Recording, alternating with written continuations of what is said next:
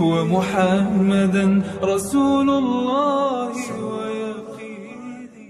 Minha arba'atun hurum, ada 4 bulan yang mulia. Salasun mutawaliyatun, 3 bulan berturut-turut. Zulqa'dah, Zulhijjah, Muharram. 1 terpisah, ma baina Jumada wa Sya'ban, terletak antara bulan Jumadil Akhir dan Sya'ban. Itulah dia disebut dengan bulan Rajab.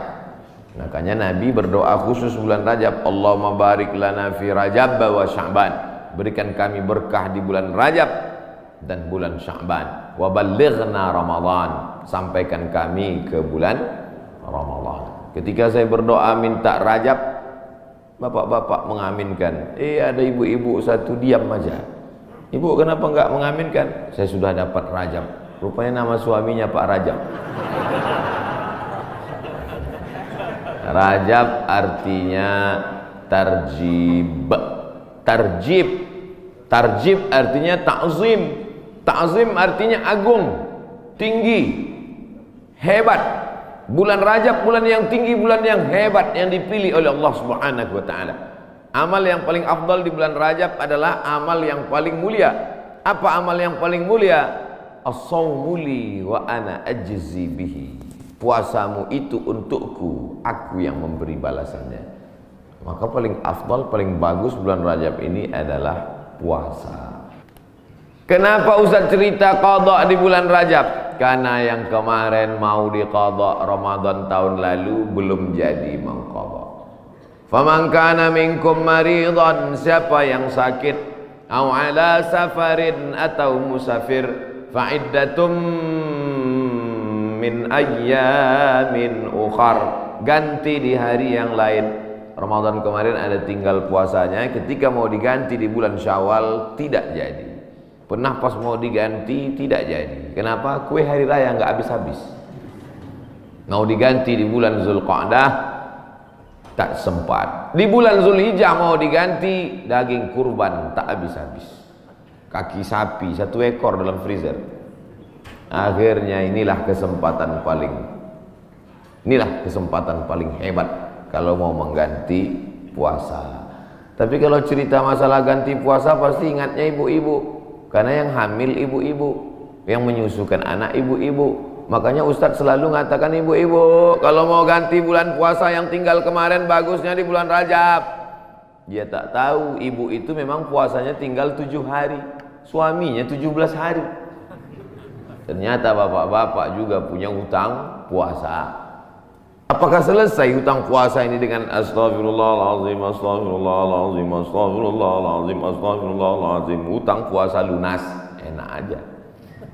Man mata, siapa yang mati, wa alaihi siyamun, punya hutang puasa, shoma anhu waliyuhu, ahli warisnya wajib menggantikan puasanya. Hadis sahih. Tidak bisa diganti dengan istighfar. Tidak bisa diganti usolli sunata taubat rakaataini lunas 60 hari lillahi ta'ala. Nggak bisa guys. Nah, oleh sebab itu maka puasa yang tinggal kemarin mesti diqadha.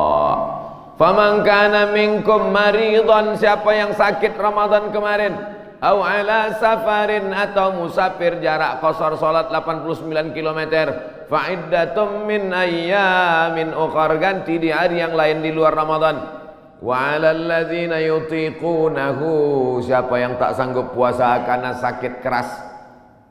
Pak Ustaz, saya nggak bisa puasa di Ramadan, nggak bisa puasa di Syawal, nggak bisa puasa di Zulqa'dah, Zulhijjah, Muharram, Safar, Rabiul Awal, Rabiul Akhir, Desember, Januari, Februari, Maret, April, Mei, Juni, Juli, nggak bisa puasa. Kenapa nggak puasa? Usus saya sudah dipotong pendek aja. Bentar-bentar lapar, bentar-bentar lapar, bentar-bentar lapar. Sampai mati nggak bisa, atau kena penyakit mah akut, atau kena diabetes mellitus akut, atau kena jantung akut, atau apapun sebabnya, atau kena tua renta 70-80 nggak bisa puasa, fa'iddatu min ayamin ukhar, bagi yang musafir dan sakit. Tapi bagi yang nggak sanggup sampai mati, fidyatun ta'amu miskin, bayar fidyah makan 1 hari fakir miskin.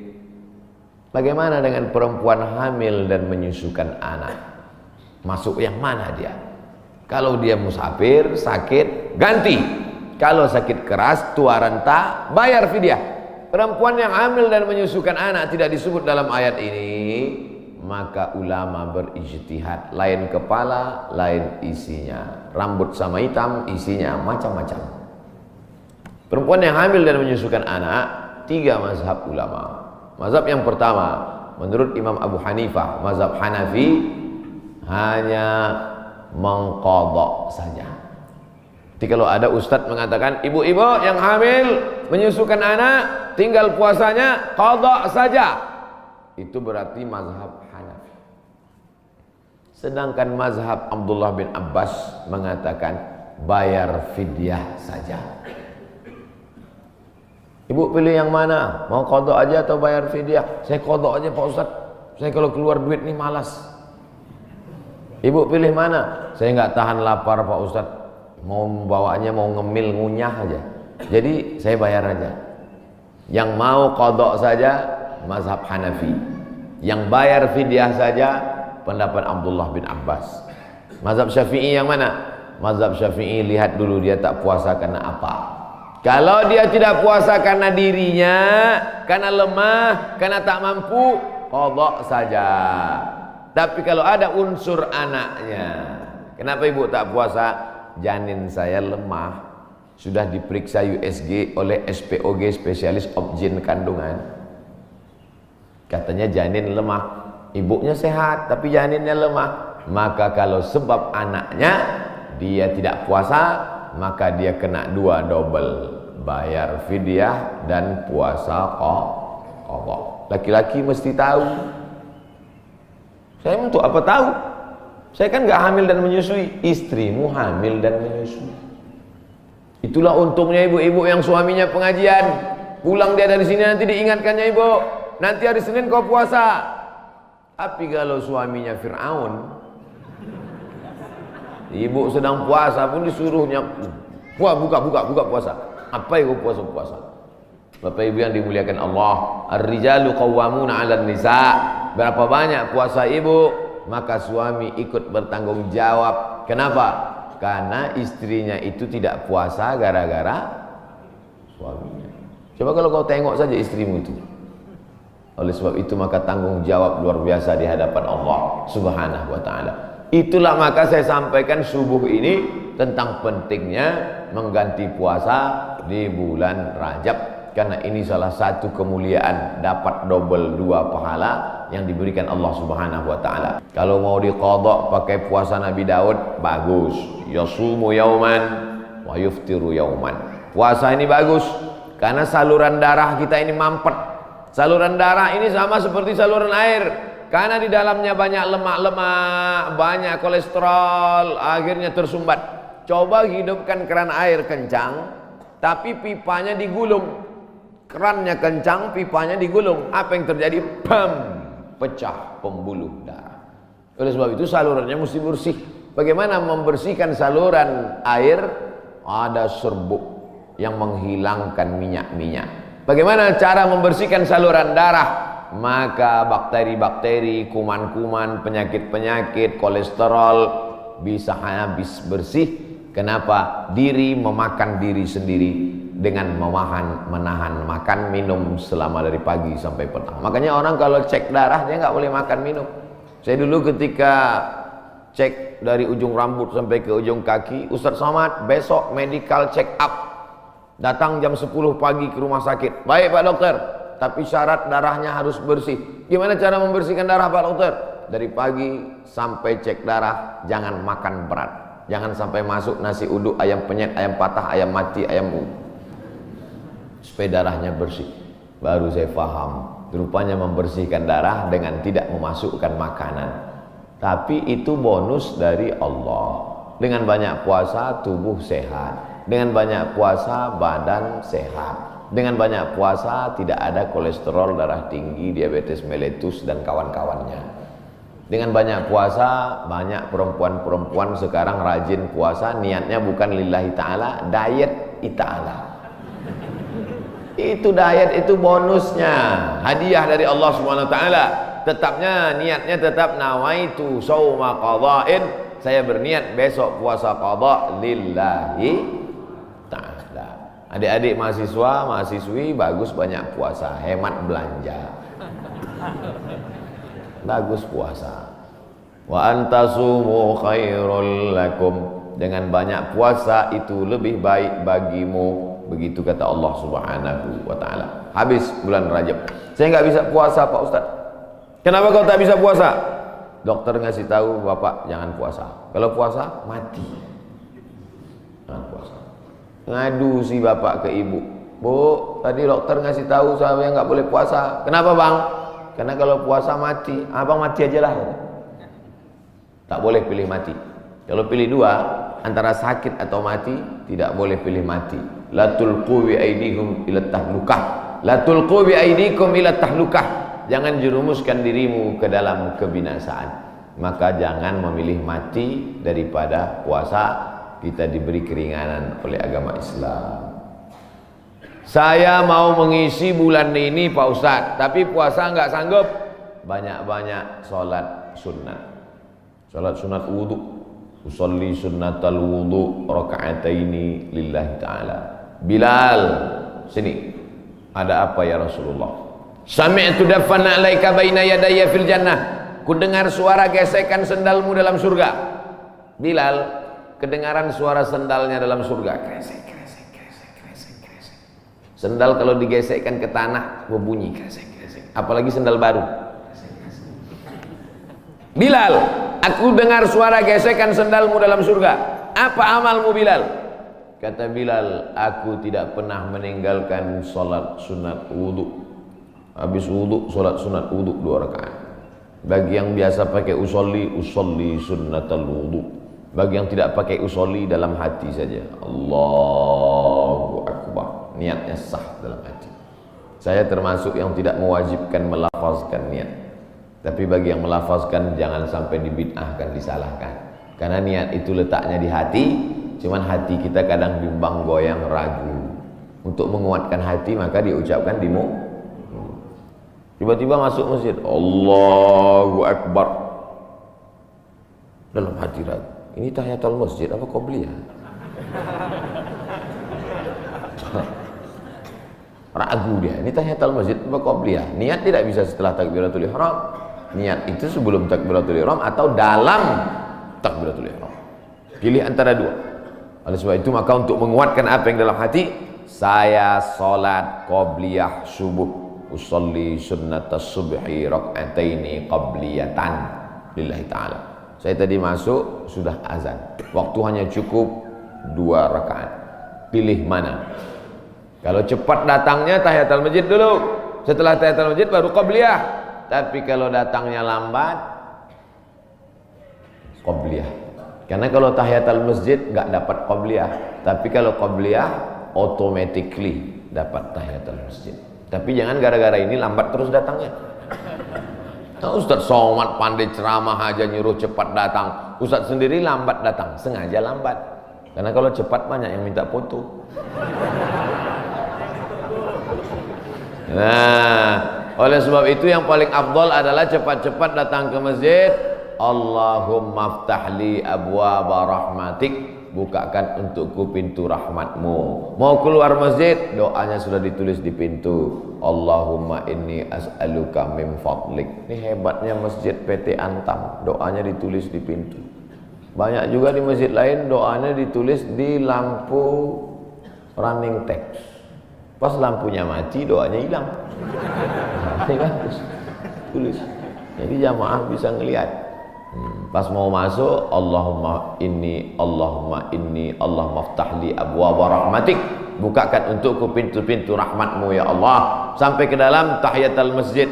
Usolli sunnatan tahiyatul masjid raka'ataini lillahi ta'ala. Idza dakhala ahadukumul masjid, kalau kamu masuk masjid fala yajlis. Jangan duduk hatta yusolli raka'ataini, sampai salat sunat 2 rakaat. Tahiyatul masjid, qabliyah, ba'diyah, salat sunat wudu, salat sunat duha, salat sunat isyraq, salat sunat awabin, salat sunat tasbih.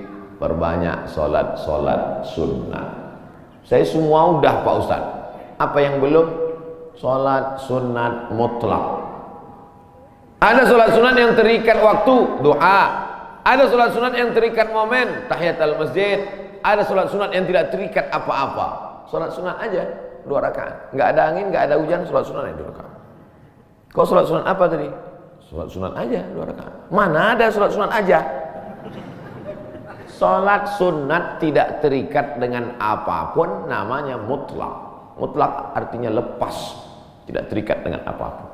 Syukur kepada Allah Subhanahu wa taala. Suatu ketika Nabi bertamu ke rumah sahabat. Sampai di rumah sahabat dikasih makan, dikasih minum, dijamu dengan jamuan luar biasa. Setelah itu dia sholat sunat 2 rakaat. Sholat sunat apa namanya? Kan nggak mungkin usolli sunnatan 2 rakaat karena sudah dikasih makan enak lillahi ta'ala. Nggak ada. Makanya kita kadang sholat sunat aja 2 rakaat sebagai ungkapan syukur kepada Allah. Cara bersyukur subhanallah, betul. Cara bersyukur berzikir banyak selawat, betul. Tapi syukur yang paling bagus adalah dengan sholat. Sholat sunat aja 2 rakaat. Aku sholat sunat 2 rakaat karena bersyukur kepada Engkau atas nikmat yang begitu hebat, yang begitu banyak. Bapak Ibu yang dimuliakan Allah Subhanahu wa taala, saya Pak Ustadz nggak bisa puasa, sholat sunat. Sholat sunat pun nggak bisa Pak Ustadz. Baca Quran. Duduk, nggak bisa tegak, nggak bisa rukuk, nggak bisa sujud, buka Quran. Bismillahirrahmanirrahim. Tapi katanya baca Quran auzubillah Pak Ustaz. Oke. A'udzubillahi minasyaitonirrajim. Bismillahirrahmanirrahim. Ya ayyuhan nas, wahai manusia, ittaqu rabbakum, takutlah kamu kepada Allah. Inna zalzalatas saati syai'un azim. Sesungguhnya bumi akan bergoncang dan hari itu kiamat terjadi, azabnya amat sangat kuat. Membaca itu ketakutan, langsung pulang ke rumah sedekah. Berapa? 500 perak. Jadilah daripada sebelumnya hatinya tertutup. Itulah orang-orang ketika dibacakan ayat kepadanya, zadathum imana, bertambah imannya. Surat Al-Hajj. Apa ayat yang kau lihat? Sesungguhnya saat itu Allah sedang menegur engkau. Wa taran nasa sukara, kau lihat manusia waktu itu seperti mabuk. Wa mahum bisukara, mereka bukan mabuk. Jalan sempoyongan mau tumbang di atas bumi, mereka mabuk? Bukan. Kenapa mereka tidak mabuk? Walakinna adzaballahi syadid. Tapi saat itu azab Allah amat sangat menyakitkan. Sempoyongan jalan macam zombie. Kenapa? Karena kerak bumi waktu itu tercabut. Kita sekarang kan bisa tenang ini karena kerak bumi ini bisa normal. Kerak bumi ini ada pakunya. Sampai masanya pakunya itu copot. Apa pakunya? Wa takunul jibalu kal'ihnil manfush. Waktu itu paku-pakunya gunung-gunung seperti bulu kambing dihembus angin.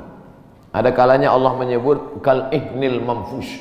Ada kalanya disebut kal farashil mabthus, seperti rayap yang berterbangan, seperti nyamuk yang berterbangan, habis semuanya. Kalau Gunung Bromo, Gunung Kidul, Gunung Merapi, Gunung Kelut seperti rayap yang berterbangan, lalu kita seperti apa? Kalau ada tetangga bapak yang sombong, yang angkuh, ambil rayap, hembuskan ke mukanya. Begitulah nanti saudara. Kalau Gunung Kidul, Gunung Bromo, Gunung Merapi seperti rayap, lalu kau seperti apa nanti di hadapan Allah? 2 kemungkinan, dia taubat atau makin ngamuk. Kita ini nggak ada apa-apanya. Yang disombongkan itu apa? Yang diangkuhkan itu apa? Maka mesti banyak-banyak ibadah. Itu yang akan dibawa menghadap Allah Subhanahu wa taala. Tadi malam ada yang ngirim ke grup WhatsApp percakapan antara ayam dan anaknya. Bapak Ibu udah dapat? Apa kata anak ayam? Mama, kenapa manusia itu hebat ya? Namanya macam-macam setelah lahir ke dunia. Ada Abdul Somad, ada yang lain-lain. Sementara kita semuanya namanya sama, ayam. Semua ayam. Apa kata induk ayam? Gak apa-apa nak, mereka memang namanya mantap-mantap. Tapi sesudah mati semuanya namanya satu, mayat. Beda sama kita. Kita memang ayam, tapi setelah kita mati ada ayam panggang, ada ayam goreng, ada Mereka memang hebat-hebat, mereka kaya-kaya, mereka pejabat-pejabat, mereka punya jabatan, mereka punya ilmu, mereka punya gelar profesor doktor. Tapi setelah mereka mati, tidak ada yang mendatangkan manfaat, semuanya menjadi mayat. Beda dengan kita.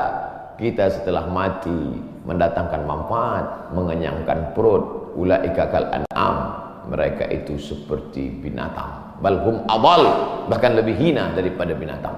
Makanya kalau tidak karena ibadah, apa beda kita dengan ayam? Bukan hadis, dapat di grup WhatsApp. Saudaraku yang dimuliakan Allah Subhanahu wa taala, bedakan dirimu dari binatang dengan apa? Dengan ibadah. Cerita tentang ibadah, apakah ayam itu tidak bertasbih? Ayam itu ketika sedang mengeram, coba lihat lidah ayam sedang mengeram, semuanya bertasbih. Bertasbih. Nabi mencabut pelepah korma, menusukkan pelepah korma di makam. Sahabat bertanya, kenapa kau tusukkan pelepah korma itu ya Rasulullah? La'allallaha an yukhaffifa 'adzabahuma ma lam yaybasa. Selama pelepah korma itu basah, maka orang yang ada di kubur diringankan azabnya. Kenapa? Karena pelepah korma bertasbih. Tapi jangan gara-gara ini nanti bapak meninggal minta surat wasiat, tanamkan 3 batang korma di atas kuburku. Nabi sedang ingin mengajarkan bahwa pelepah korma bertasbih. Planet-planet bertasbih. Neptunus, Merkurius, Pluto, Mars bertasbih. Mana buktinya? Ketika kita melihat petir menggelegar, apa ucapan dari mulut? Subhana man yusabbihu bihir ra'du wa bihamdi.